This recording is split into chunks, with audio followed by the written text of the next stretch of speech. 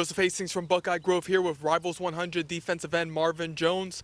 Marvin, let's catch you up a little bit on the recruitment. How are things going for you right now? What are the next steps in your process? Obviously, it's been kind of tough to figure things out right now. We can't really go anywhere, so I'm excited for June, be able to get out and see some schools.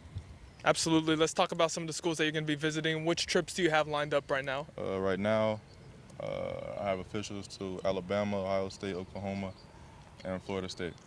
All right, so that Ohio State visit is actually going to be coming in September. It's going to be for that September 11th matchup versus Oregon. How excited are you for that weekend to get up there to Columbus? I'm definitely excited for it. I know it's going to be a good game. I'm excited to see the campus. All right, so talk to me a little bit about that game. It's going to be two powerhouses, up there in Columbus. It's going to be a big-time matchup. What do you kind of want to see from both teams or, specifically Ohio State since you're considering them? Obviously, good defensive end play. It's always a good game, Oregon, Ohio State. So I'm ready to see the energy, the fans, everything. All right, so looking at Ohio State's pursuit of you, they jumped into the mix earlier this year. What has contact been like with the staff since they offered you? Coach Johnson and I speak probably every 3-4 days, so he definitely keeps in touch with me. All right, so that's pretty consistent communication. What's Coach Johnson's message been to you? Let's start about on the field. What's he been saying about your skill set? Obviously, very excited with me as a player. He thinks I'm kind of. He sees a lot of me and the guys he's coached before, Chase, Joey, Nick. So he lets me know he's a guy he wants. What specifically about your skill set, your game that you bring to the table that he sees based on the players that he's seen in the past, that he's coached in the past? Obviously, our size, we're all 6'5", 250, 260. The use of our hands, our length, speed, everything.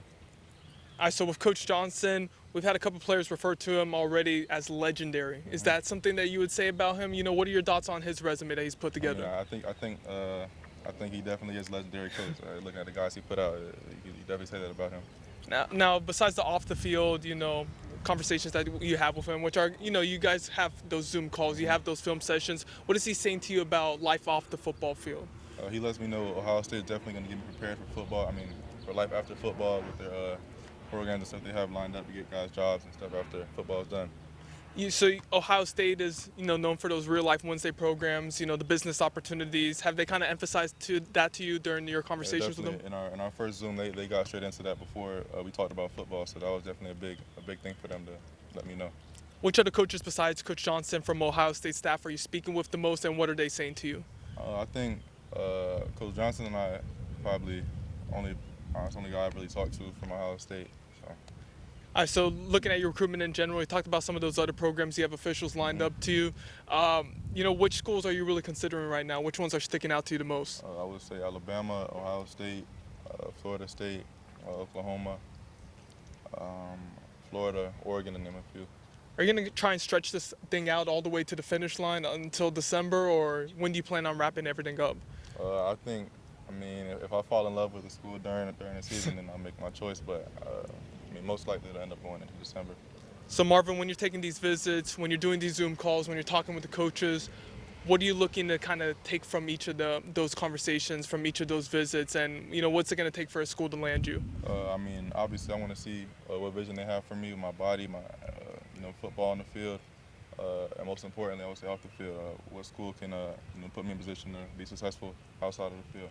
So one thing I want to talk about for the people who are watching this who don't know too much about your recruitment, your dad actually went through the process himself, played for Florida State. What's he been saying to you about, handling all those offers coming in, handling all of that attention? Definitely to stay humble, because he lets me know a lot of this happened really fast for me. So as quick as it came to me, it can all go away. So make sure I'm doing good in school and staying humble.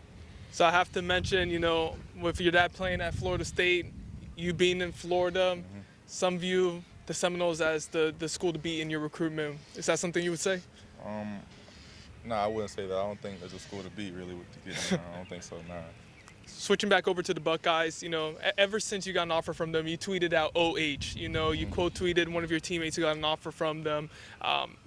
What is it about the Buckeyes that's sticking out to you the most? Why did they kind of soak up your attention so much? Obviously, they're a very prominent program, been around a long time, and as you can see in my position, they get it done really. So. All right, so you mentioned beforehand that you really don't talk to too many members of the 2022 class, but you have spoken with Caleb Burton, a couple of times. So what's been his pitch to you during those brief conversations? It hasn't been nothing too crazy, just, getting to know me, I guess. Nothing too crazy, really, just back and forth stuff. What do you think about the class that they put together in the 2022 class? Obviously, they had the decommitment of Deshaun McCullough recently, but they're still trending in that number one direction. What do you think? It's amazing to see what they're doing. I mean, it's not nothing new though. They always have a good class, so it's definitely cool to see. What are you working on, Marvin, during this offseason? Obviously, you're getting started with spring ball now, but what are you kind of working on, and what are you hoping to bring to the table at the next level? I would say obviously building my strength, being able to go speed to power is important for me this year. So I would say that's my biggest thing this year for Con. And final thing, we always ask this question during their Southern Swing interviews. With the NCAA football game potentially coming out in a couple of years, you probably be in college during that time, what overall rating would you give yourself? 99. How come? I think I could do it all. I could play any position on the field, on defense, really. So I think there's no ceiling for me. Marvin, we greatly appreciate you driving all the way out here, spending time with us today. From Buckeye Grove, this is Joseph Hastings. Thank you all for tuning in. Thanks for watching. Be sure to click on that subscribe button so you don't miss a single thing, and come visit us over at BuckeyeGrove.com for all the best Ohio State information on the web.